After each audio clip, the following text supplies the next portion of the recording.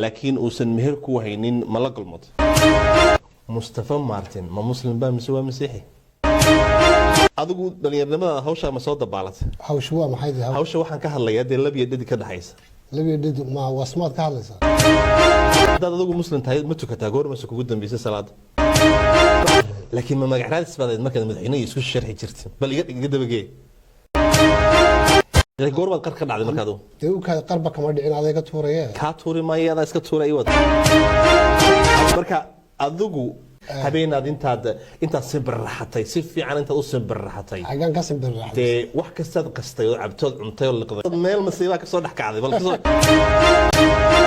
run ahaantii waa arin foolxun oo ay ka xumaadeen kumanaan qof waa arin dad badan ay diideen in ay dhageystaan daawadaana xeerkii saxaafadda anshixii saxaafadda wariyahani wuxuu dhaafay kana gudbay xadkii loogu talagalay saxaafadda muuqaalkan ayaa ahaa mid labadii cisho ugu dambeeyayba laisla dhex marayay social mediaha oo dhammaanba dadka isticmaala Facebook amba social mediaha ay falanqeynayeen arrinkana dad badan ka xanaaqeen kana cadhoodeen halkani waa Minneapolis gaar ahaan magaalada Minnesota waa meeshii muuqaalka aadka u faashaxmaa laga soo daayay wariyahani wuxuu isku dayay in uu ka talaabsado xeerkii saxaafadda amba anshixii saxaafadda lagu yaqaanay dadka suxufiyiinta ah amba meel dadka lagu bahdilo run ahaantii arrinkan dad badan ayaa ka xanaaqay kana cadhooday soo dhawo mar kale waa anigoo ah Nadra Said ma ogtahay inay jiraan laba hub oo adduunka ugu saameyn badan uguna awood badan haddii si qaldan loo adeegsadana run ahaantii waxyaabo fara badan ay qaldamayaan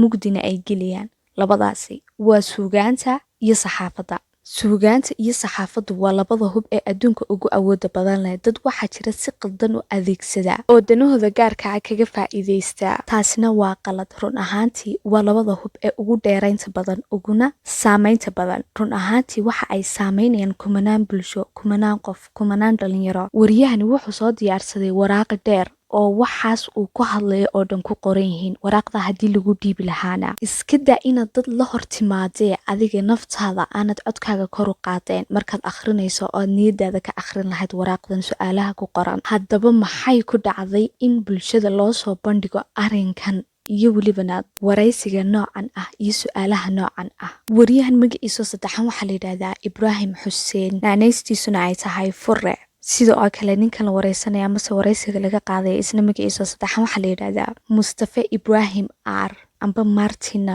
loogu yeedho sidoo kale dad badan ayaa waxay lahayn wariyahani talo waayo ugu celcelinaya kelmadda ah masiixi waa maxay calaamadahan gaarka ah ee markuu wareysiga ku jirayna uu muujinayo sida aad aragtaa dhimaka Mustafa Martin ma muslim baa mise waa masiixi waxa kaloo ii raacda taasi ma kugu dhalisay inaad mar dambe siraahid alayla dhankaas iyo masiixiintaad أنا ورت واحد من مسلمنا وقت haddaba waxaad isweydiinaysaa waa maxay calaamadan wariyuhu muujinayo calaamadani waa calaamadaha lagu garto dadka naftooda ka iibiyey jinka amase jinka xidhiidh la leh haddaan si kale kugu dhigana loo yaqaano maasooniyad waa maxay maasooniyadu waa jin iyo bini aadam xidhiidh leh oo hadafkoodu yihiin in adduunka oo dhan ay maamulaan maasooniyadu waa xarakaad qarsoon oon la ogeyn waxay qabtaan waxaa jira dad fara badan oo caan ah oo ka iibiyey naftooda iskuna dhiibay maasooniyada amase jinka heshiisna la saxeexday noloshooduna markii dambe mugdi ay gashay ma raba inaan iminka ka hadlo maasooniyadu waxa ay tahay iyo dadka faraha badan leh caanka ah ee noloshoodii ku waayay insha Allah muuqaal ayaan idinka soo samayn doonaa ku saabsan maasooniyada oo kaliyaata anigoo kaga hadli doona daawade bal ila yara dhageyso su'aalaha uu soo diyaarsaday wariyuhu laakiin uusan meher ku haynin mala galmad Mustafa Martin ma muslim baa mise waa masiixi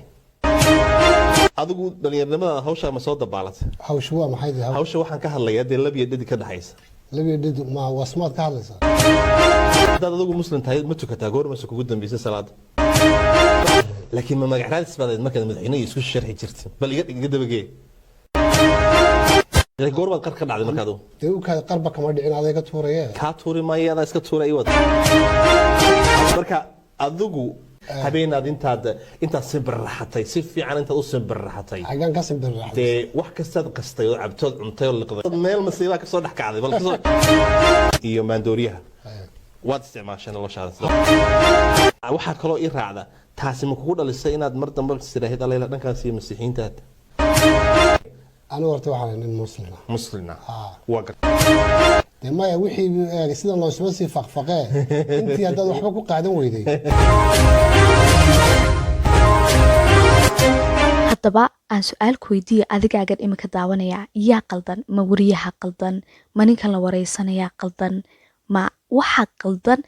meeshan amba goobtan laga soo daayey waraysiga oo maba ahaynba inay waraysigan soo daayaan bal fikirkaagu waa muhiim commentiga noogu soo qor wariyahan qaladka aadka u weyn galay oo welibana waraysiga caynkana amba su-aalaha caynkana waraaqo kusoo qortay inuu qof dhan weydiiyo ma ogyahay inuu qaldamay se ma qirta qaladkiisa oo raaligelin ma bixiyey haa waa kan fideogii ila dhegeyso erayo iyo kelimado aan anshaxa saxaafadda iyo asluubta diinta suuban diinteena islaamka aan qaabilsanayn una qalmin barnaamijka dhan wuxuu noqonayaa barnaamij qurmay sidoo kale raaligelin buu siinayaa waalidka ehelka qaraabada xaaska caruurta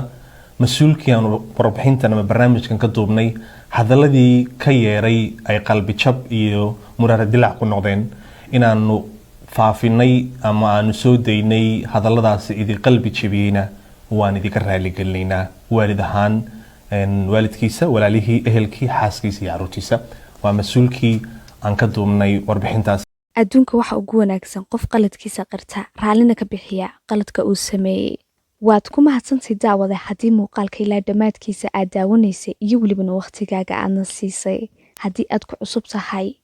beijkeenan nadra sacid fadlan laygaree si aad u aragto muuqaalo fara badan oo ku xiiso gelin doona sheergareena fideogan hana ka ilaawin inaad like saarto thank you